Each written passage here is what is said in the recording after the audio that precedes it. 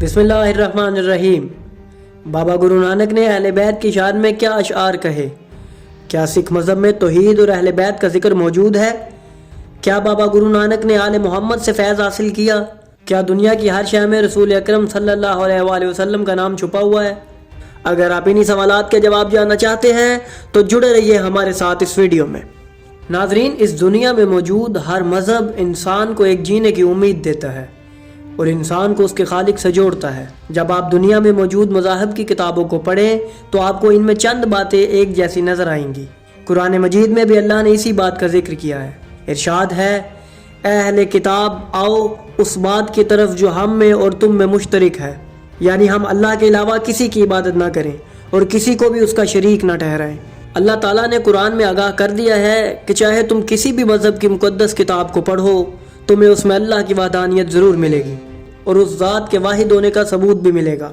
मगर नाजरीन, बात यहीं पर ख़त्म नहीं होती। अल्लाह की तौहीद जिन हस्तियों के ज़रिए फैली और जिन हस्तियों का जिक्र खुद अल्लाह ने बुलंद किया, यानी मोहम्मद व आले मोहम्मद अलैहिमुस्सलाम, उनका जिक्र भी इस दुनिया के हर मज़हब की मुक़द्दस किताबों में मौजूद है। और उन मज़ाहिब के बानियान ने भी इन ज़वात मुक़द्दसा की तारीफ़ अपने खुतबात व अक़वाल में जा बजा फरमाई है। गौतम बुद्ध, कन्फ्यूशियस, बाबा गुरु नानक, इन तमाम रहनुमाओं ने अपनी अपनी ज़िंदगियों में मोहम्मद वाले मोहम्मद का जिक्र ज़रूर किया है और इनसे बहुत कुछ सीखा भी है। आज की इस वीडियो में हम आपको सिख मज़हब में अल्लाह की वहदानियत और आले मोहम्मद का जिक्र दिखाएंगे और ये बयान करेंगे कि किस तरह गुरु नानक साहब ने अपने अक़वाल व अशार में इन हस्तियों का जिक्र फरमाया है। नाजरीन, सिख मज़हब के बानी गुरु नानक 1469 में ननकाना साहब में पैदा हुए, जिन्होंने एक ऐसे मज़हब की बुनियाद रखी जिसके मानने वाले आज पूरी दुनिया में पाए जाते हैं। बाबा गुरु नानक ने अपनी ज़िंदगी का सफ़र बहुत से मज़ाहिब के दरमियान गुजारा, जिनमें हिंदू मत, बुद्ध मत और इस्लाम सरे फहरिस्त है। इन्होंने इन मज़हब के बड़े बड़े रहनुमाओं से मुलाकातें की, नीज़ इन सब से कस्ब फैज़ किया। बाबा गुरु नानक एक शरीफ नफ्स और सादगी पसंद इंसान थे। उन्होंने अपने मानने वालों को एक खुदा की इबादत करने का दर्स दिया और हर मखलूक से मोहब्बत करने का हुक्म दिया। इस मज़हब में साफ तौर पर एक ज़ात की इबादत का जिक्र है और उस ज़ात यानी अल्लाह की वही सिफ़ात बयान हुई हैं जो कुरान में मज़कूर हैं। अब हम आपको उनकी किताब में ज़ात इलाही की सिफ़ात दिखाएंगे। नाजरीन, सिख मज़हब की मुक़द्दस तरीन किताब श्री गुरु ग्रंथ साहब है, जिसमें उनके पेशवाओं के अक़वाल मौजूद हैं। ये किताब गुरमुखी पंजाबी ज़ुबान में लिखी गई है, जिसे सबसे पहले सिखों के 5वें गुरु अर्जुन देव जी ने 1604 में मुरतब किया।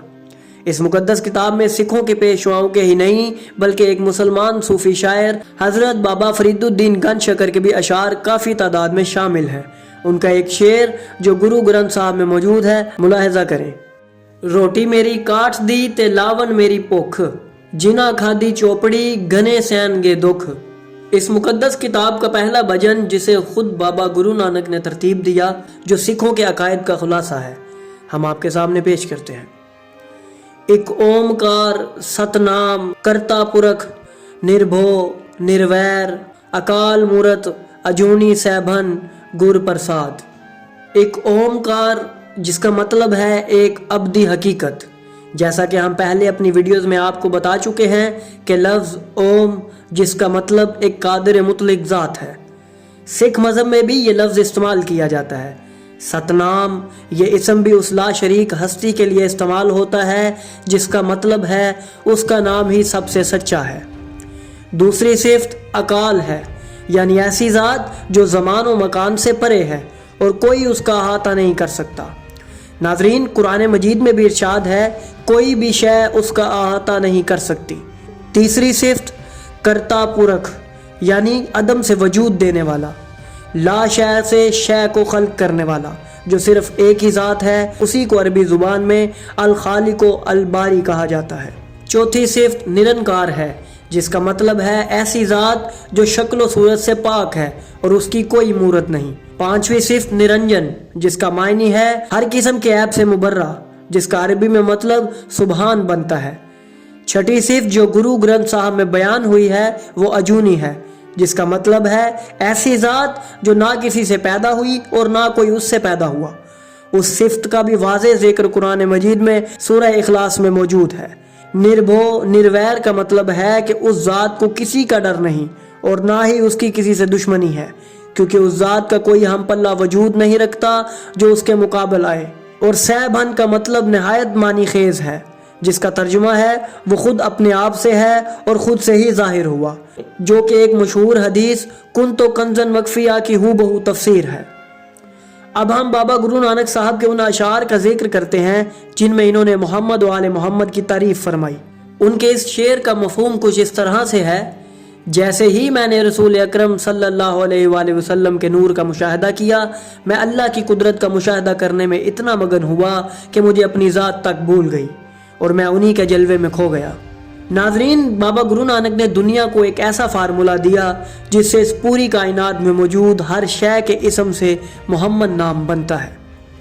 ان کا ماننا تھا کہ کائنات میں ہر چیز انہی کے وسیلے سے موجود ہے اور وہی ان تمام موجودات کی اصل ہے، اور اگر ہم کسی بھی شے کا نام علم الاعداد کی روح سے نکالیں تو ہمیں ہر چیز میں انہی کی ذات نظر آئے گی۔ وہ فرماتے ہیں: نام لیو ہر دست دا تے کریو چوگن تاؤ، دو ملا کے پنج گن کی جو بھے بوگ لگاؤ، جو بچے سو نو گن کی جو دوہا ہور رلاؤ، نانک ہر کے دست تھیں محمد نام بناؤ۔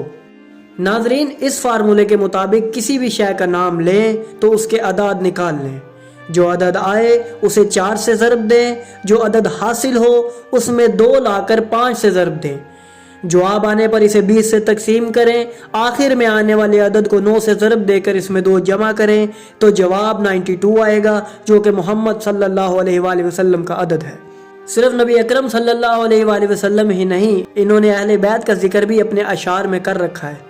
بابا گرو نانک صاحب فرماتے ہیں: بیٹھا تخت پہ امبری شیر علی سردار، بھائی کہے رسول دا ساتھ جوائی یار، علی کیتا سفر جب رہے حسن و حسین، دعویٰ کر کے تخت دا لگے یزیدی لین۔ ناظرین، صرف سکھ مذہب ہی نہیں بلکہ دنیا کے ہر دھرم اور مذہب میں محمد و آل محمد علیہ السلام کا ذکر موجود ہے، اور جب ہم اس دنیا میں موجود تہذیبوں اور ان کی تاریخ کا مطالعہ کرتے ہیں تو ہمیں ان میں بھی ان عظیم ذوات کا ذکر واضح طور پر ملتا ہے۔ اس کی وجہ یہ ہے کہ یہ ہستیاں اس پوری کائنات پر اللہ کی ایسی حجت ہیں جو ہر دور میں ہر صورت میں موجود رہی ہیں۔ ان کا ذکر ہر بڑے رہنما نے کیا ہے اور اپنی زندگی میں ان کی تعلیمات سے سبق حاصل کیا ہے۔ کئی غیر مسلم شعراء اور ادیبوں نے بھی ان کی شان بیان فرمائی ہے، جن میں عیسائی اور ہندو شاعر سر فہرست ہیں۔ انہوں نے اپنی لکھی گئی شاعری میں محمد و آل محمد علیہ السلام کی ایسی شان بیان کی ہے کہ انہیں سن کر انسان حیران رہ جاتا ہے۔ ان موضوعات کو بھی ہم جلد آپ کے سامنے پیش کریں گے۔ نیز بابا گرو نانک صاحب نے اپنی تعلیمات میں لوگوں کو جو درس توحید و ولایت دیا اسے ہم مزید کسی ویڈیو میں واضح کریں گے۔ نیز آپ کو یہ بھی بتایا جائے گا کہ ہندو اور بدھ مت کی مقدس کتابوں میں کہاں کہاں رسول اکرم اور اہل بیت کا ذکر موجود ہے۔ ان سب دلچسپ موضوعات کو جاننے کے لیے ہمارے ساتھ جڑے رہیں۔ پس اگر آپ کو ہماری یہ کاوش پسند آئی تو ہماری ویڈیو کو لائک کریں، ہمارے چینل کو سبسکرائب کریں اور بیل آئیکن کو بھی دبا دیں تاکہ آپ کو ہماری آنے والی مزید ویڈیوز ملتے رہیں اور آپ علم سے مستفید ہوتے رہیں۔